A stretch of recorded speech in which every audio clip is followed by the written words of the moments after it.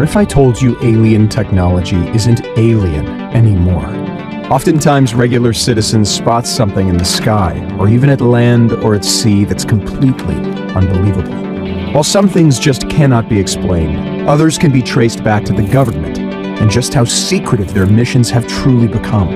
If these so-called alien technology are not only found, but also made on Earth, are they still really alien? In 2016, the United States Navy received a patent application for an inertial mass reduction device, similarly shaped to several unidentified flying objects, UFO, caught in more than one instance in the United States. In 2018, this patent application was published and is currently set to expire in 2036. Is the United States Navy developing alien technology based on these sightings? Are rumors true that China's already one step ahead of the United States in terms of this alien technology?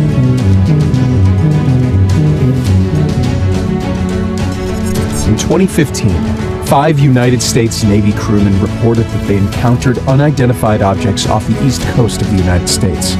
2 pilots went on the record and said that the surreal craft they encountered had performance that defies known propulsion and aerodynamic capabilities. While not much is said about the unidentified aircraft's physical description due to the distance and heights the craft has been seen in, they recollect that it was tic-tac shaped, oblong-like, that had rounded fronts and backs. They even went as far as describing these unidentified flying objects as something akin to special effects you would have seen in a sci-fi movie in the late 1980s. In a 2019 New York Times article, Lieutenant Ryan Graves, an FA-18 Super Hornet pilot for a decade, recalled that in 2014 and 2015, he would witness strange aircrafts appearing in their training space. What's interesting with these aircrafts is that they did not just appear for a second or a minute. They would appear for hours. Most surprisingly, these aircrafts would appear for about 12 hours or longer. Because of their speed and unusual travel path, they would have needed to refuel. But in this case, they were just in the sky for a prolonged period of time. Lieutenant Ryan Graves would continue to reveal that while fighter jets would often pick up pings on the radar, they would often ignore for false radar tracks. This specific aircraft was persistently present in the area. Graves claims that it would show up at 30,000 feet, and at 20,000 feet, and then at sea level. The unidentified object would accelerate, then slow down, then hit hypersonic speeds that wouldn't be possible with today's technology, unless it were extremely advanced yet hidden, or simply extraterrestrial technology. Normally, UFO sightings would be swept under the rug. However, this case is strange as any they've seen, as these reports came from the United States Navy itself. Second, the reports terrifyingly coincides with a UFO patent and other similar outlandish patents from Naval Air Warfare Center Aircraft Division, NAWCAD, aerospace engineer Salvatore Cesar Pais. The first patent of the bunch, the electromagnetic field generator, dating back to 2015, which coincides with the UFO sightings from the US Navy. Though these UFO sightings would only be reported in 2019, so Pais would have not known at this time what these reports were. Among the 4 patents, craft using an inertial mass reduction device is easily the most curious one, as it essentially details a full alien aircraft, unlike the other patents that were more like parts of a machine, such as a generator and a superconductor. The specific patent was applied for on April 28, 2016. Pais describes this craft as an inertial mass reduction device consisting of an inner resonant cavity wall, an outer resonant cavity, and microwave emitters. In addition to this, Pais claims that this craft is capable of maneuvering in air, water, or even space without leaving a trace of heat. The patent is classified under B64G1/409, Unconventional Spacecraft Propulsion Systems. In the patent, Pais claims that the craft is able to engineer the fabric of our reality at the most fundamental level by exploiting the laws of physics. The science behind this UFO patent is complicated and convoluted, with formulas for acceleration, angular frequency of vibration, and magnitude. But in essence, the craft is designed to use inner and outer resonant cavity walls to form a resonant cavity that, partnered with high-frequency electromagnetic waves created by microwave emitters, would create a local polarized vacuum outside the outer resonant cavity wall. This then allows the craft to travel at extreme speeds, regardless of the medium it travels. Theoretically, the polarized vacuum it forms around its outer layer repels any molecule, whether air or water molecules, that the craft interacts with. Because no molecule slows the craft from accelerating, lack of friction, this makes the aircraft able to travel at blazingly high speeds regardless of environment.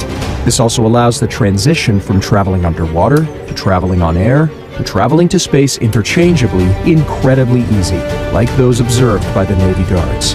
The concept illustrations of the craft are also included in the patent, with the craft itself being roughly cone-shaped that would appear round from the front or rear. This would match the Navy Guards' reports of the unidentified flying object they observed being tic-tac shaped. The concept illustration also details the specific components of the vehicle, which includes microwave emitters to create high-frequency electromagnetic waves, a resonant cavity filled with noble gases for the plasma phase transition, a cargo bay, a power plant system to power the vehicle, and a frustum that has the ability to rotate on its own axis. Just because something is patented doesn't mean we'll see it become a reality.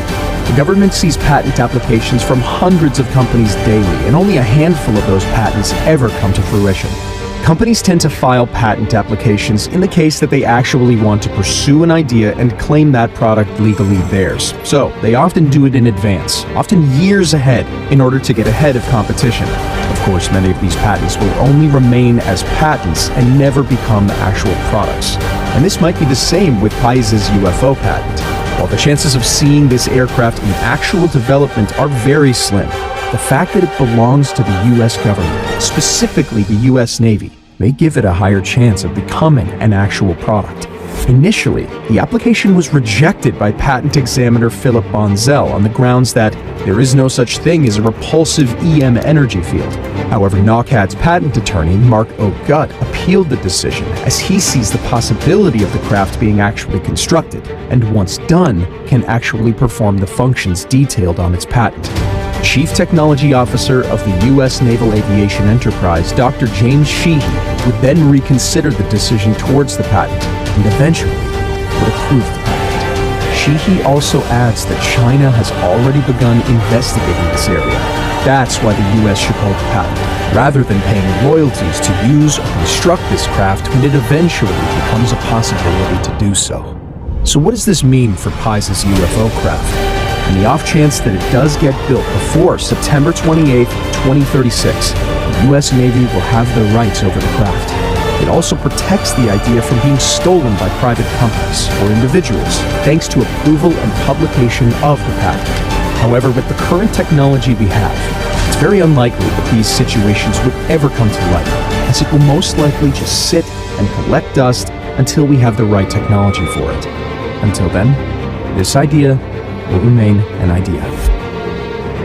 UFO technology, while terrifying due to its unknown properties, is undeniably out of this world.